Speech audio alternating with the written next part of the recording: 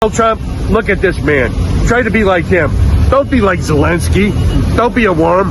Be a president like Ibrahim Traoré. New economy emerging in the world, and it's based on real wealth. What China's doing with the Belt and Road Initiative, what Russia is doing with the Eurasian Economic Union, what is happening in Latin America with Bolivarianism, with the axis of resistance. There's a whole new economy.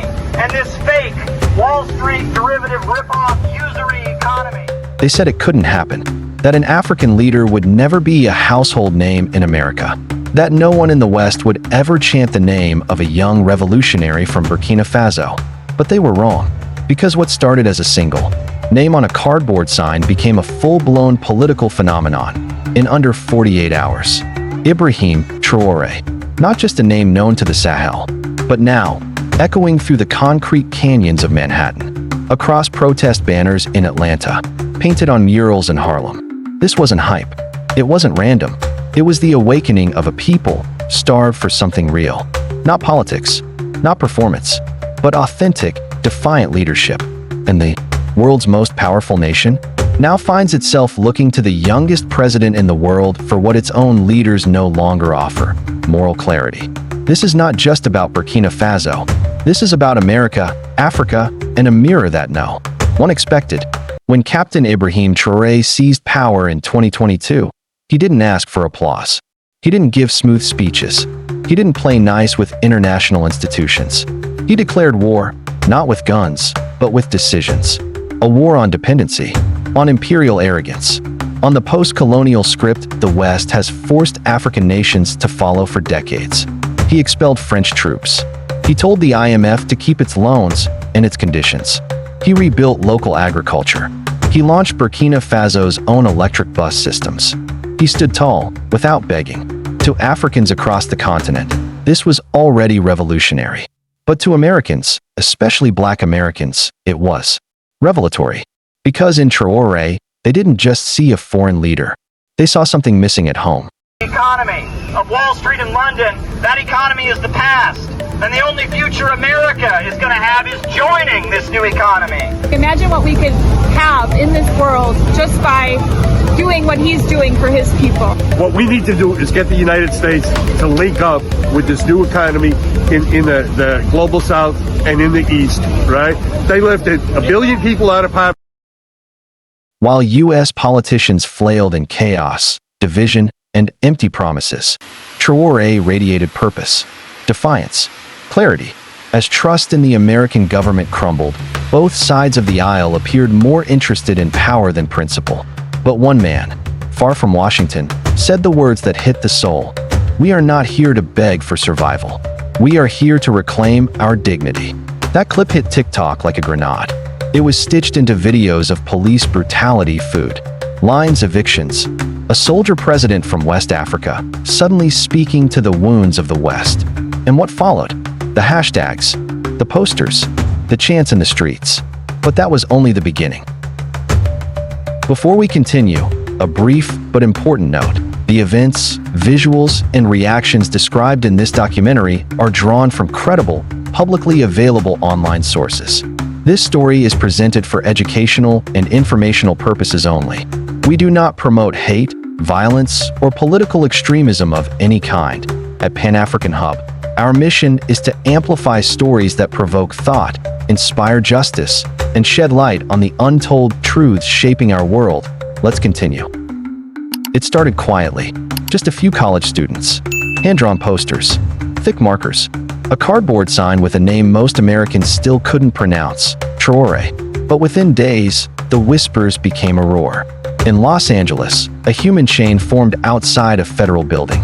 Their signs read, "Burkina Faso rises while America sleeps." We remember Sankara, and we see his echo in Traoré. In Atlanta, the birthplace of civil rights giants, protesters marched beneath a massive mural. Traoré in his military beret, unblinking, unapologetic, calm in the fire. Beneath it, this is what dignity looks like. This wasn't admiration from afar. This was something deeper, something personal. Traoré didn't try to win them over. He never gave an interview on American media. He never stood on a stage in Washington. But that silence, that absence of PR polish, made him even more powerful. Because in a world of political theater, he felt real. He felt raw. And most of all, he felt untouched. Soon, chants filled the air. Hands off Traoré. Hands off Africa. Revolution wears a beret. Build like Traoré. The symbolism only intensified. High-res stencils of his face appeared in Harlem, Oakland, Miami.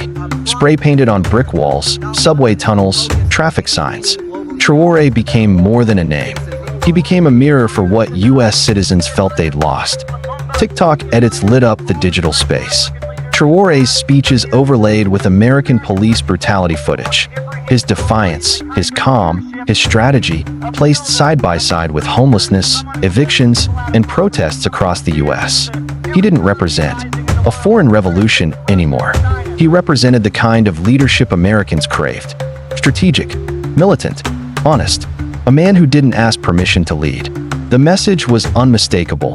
If Burkina Faso can rise, what's stopping us?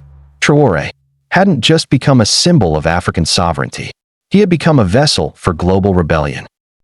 By now, the protests were no longer confined to campuses or community groups. They had gone national. From New York to Atlanta, from LA to DC, murals were rising, slogans were echoing, hashtags were multiplying. And in Washington, the heart of American power, people began to notice. Capitol Hill staffers scrambled for context. Who was this man? Why was his name chanted more loudly than any senator or congressman? Think tanks began using words like ideological contagion. Reports landed on the desks of policymakers saying an African military leader had become a symbol for American resistance. This wasn't just strange, it was embarrassing. Because the story of Ibrahim Traoré wasn't supposed to enter the American narrative. But now he was the story. And worst of all, he didn't have to lift a finger to get there. While Trump expanded visa bans to cover over 25 African nations, American protesters responded by flooding congressional inboxes with calls and petitions. Why are we punishing Africa's most independent nations? Why do we ban leaders who reject dependency while funding puppet regimes? The comparisons were brutal. Trump wrapped himself in flags and slogans, yet was seen as chaotic, performative, and out of touch. Traoré, on the other hand, was calm, deliberate, uncompromising. A viral post summed it up best. Traoré didn't ask us to admire him. That's why we do. Even centrist Democrats began to fumble. When confronted with simple questions like, why do we fund military bases in Africa but ignore African innovation? They had no real answers. The American media, long used to ignoring African stories unless there was war or tragedy, found itself staring at a leader who refused both. Traoré wasn't a warlord. He wasn't a victim. He was a strategist, a builder, a defiant presence, who made Western hypocrisy impossible to ignore. In a moment of irony, the man they never planned to speak about had become the loudest voice in their protest movements. And while Trump's team scrambled to spin headlines about immigration and national security, the real question now echoed through every street protest, mural, and megaphone. And that's when the story became even bigger, because it wasn't just about policy anymore. It was about identity, about memory, and about the awakening of the African diaspora. By the time Traoré's image was being spray-painted across walls in Harlem, and his name was echoed through megaphones in Atlanta and Oakland, something far deeper than protest had taken root. This was no longer just about Burkina Faso. This was no longer just about U.S. foreign policy. This was personal, especially for the African diaspora. For decades, Black Americans were taught that Africa was distant, that it was war-torn, chaotic, hopeless. Hollywood showed them starvation. Textbooks gave them slavery. And the media only lit up when there was a coup, a famine, or a failed election. The result? A generation cut off from its origin, disconnected from its source, taught that Africa was something to mourn, never something to model. But Traoré changed that. Here was a young African leader, in full military uniform, who didn't ask permission to lead, who didn't beg for loans or smile politely at colonial summits. He stood firm. He spoke with fire.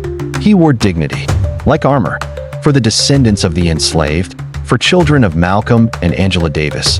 This was the image they hadn't seen in decades. A living, breathing Black leader who defied empires. And he wasn't from Washington. He He was from Ouagadougou. Suddenly, Africa didn't feel like a land of tragedy. It felt like a land of blueprints, of resistance, of strategy. In Detroit, youth groups dropped their old Black History Month materials. Instead, they created a workshop titled, From Sankara to Traoré, Africa's Resistance Never Died. In Chicago's South Side, a cooperative began building urban farms, inspired by Burkina Faso's food independence model. In Brooklyn, a Pan-African film festival rebranded its theme to showcase modern African leadership. On TikTok, Diaspora creators blended African flags with American designs. Instagram pages that once covered only police brutality were now posting about the AES, the Alliance of Sahel States. Hashtags like #ReclaimAfrica and #BuildLiterature exploded. The diaspora wasn't just reconnecting with Africa, it was realizing that Africa had something to teach, something to lead. And for the first time, it wasn't sentimental. It was strategic. Traoré never asked to be a symbol. He didn't seek global fame. He gave no speeches in English. He didn't campaign for admiration. And yet, he became the face of possibility. In a world flooded with political puppets and tired institutions, he became a mirror, not of perfection, but of potential, of clarity, of courage. And now, as protests swell and murals rise, the question echoes louder than ever. Can admiration become application?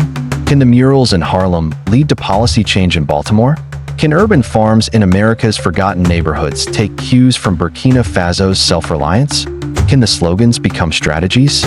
The answer is already forming in quiet corners of the U.S. In Minneapolis, a progressive city council candidate went viral for saying, "We don't need Wall Street. We need what Traoré has, control over food, land, and energy." In Atlanta, a grassroots collective launched a Traoré study series, focused on post-aid economics and Pan-African organizing.